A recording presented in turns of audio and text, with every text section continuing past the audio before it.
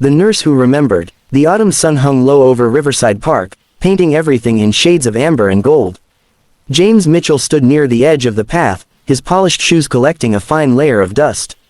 He had left the office early today, something he rarely did anymore.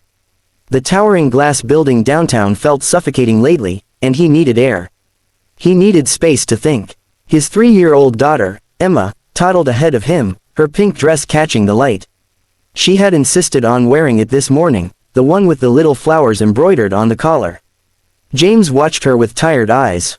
She looked so much like her mother.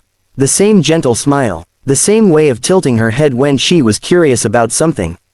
Sarah had been gone for 2 years now. The cancer had taken her quickly, far too quickly. One day she was there, laughing at breakfast, and 6 months later, she was just a memory. James had thrown himself into his work after that, building his company into something larger, something that demanded all his attention. It was easier than sitting with the grief. Emma stopped suddenly near a wooden bench. She was looking at something, or someone. James quickened his pace, that familiar protective instinct rising in his chest. As he drew closer, he saw a woman sitting on the bench. She was perhaps in her 50s, with graying hair pulled back in a simple ponytail.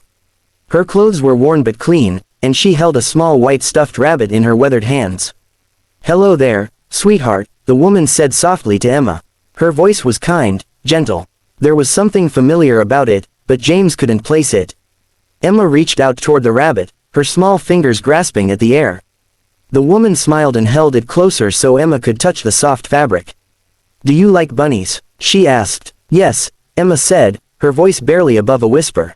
"My mama liked bunnies." James felt his chest tighten. Emma rarely spoke about Sarah.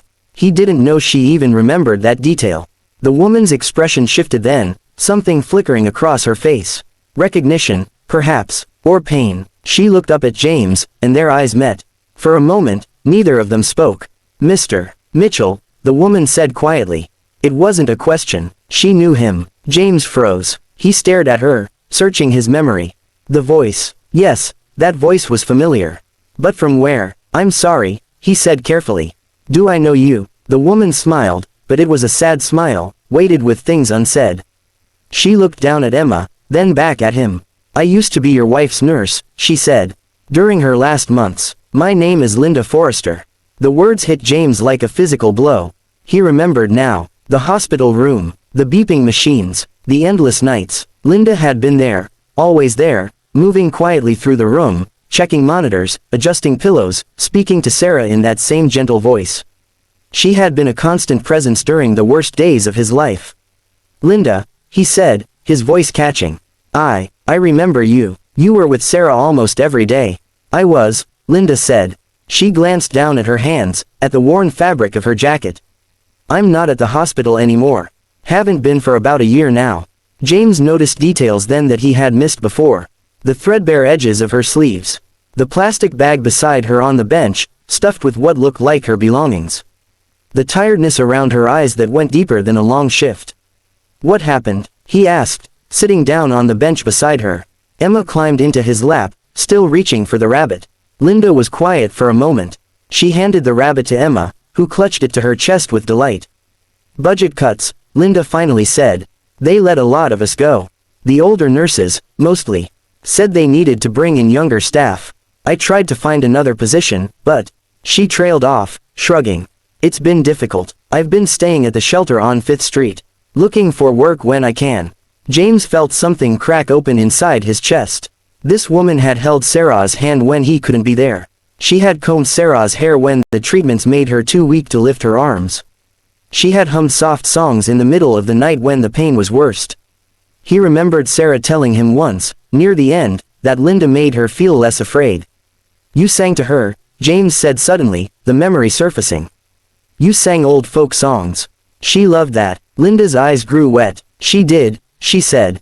"She told me they reminded her of her grandmother. I wanted her to feel peaceful. That's all I've ever wanted from my patients. To help them feel less alone." Emma was playing with the rabbit now, making it hop across James's knee. She seemed completely content, unaware of the weight of the conversation happening above her. James made a decision then. It wasn't something he had to think about. It was simply right. "Linda," he said, I need someone to help me with Emma. A nanny, but also someone who understands what we've been through. Someone who knew Sarah. Linda looked at him, confusion crossing her face. Mr. Mitchell, please, James said, let me do this. You helped my wife when I couldn't. You gave her comfort when I was falling apart. I have a guest house behind my home. It's empty. It's been empty for 2 years. And Emma, he looked down at his daughter, who was now making the rabbit kiss his cheek. Emma needs someone who can teach her about the mother she's forgetting. Someone who knew Sarah's kindness. Linda covered her mouth with her hand. Tears spilled down her cheeks. I don't know what to say. Say yes, James said simply. Please. They sat there for a long moment, the autumn sun warming their faces. Around them, leaves drifted down from the trees, spinning in lazy circles before settling on the ground. Emma hummed a tuneless song, lost in her own small world. Yes, Linda finally whispered. Yes, I'll come. James felt something he hadn't felt in 2 years. It wasn't quite hope, not yet. But it was close. It was the feeling that maybe, just maybe, healing was possible. That kindness could circle back. That the people who helped us through our darkest moments deserved to be lifted up when they fell. Linda would move into the guest house the following week. She would become part of their small, broken family. And Emma would grow up knowing stories about her mother, told by someone who had witnessed Sarah's courage firsthand. Someone who had loved her patience enough to sing them through the darkness. Sometimes, James thought, the universe gives us a chance to repay old debts. To close circles that were left open. To turn grief into grace.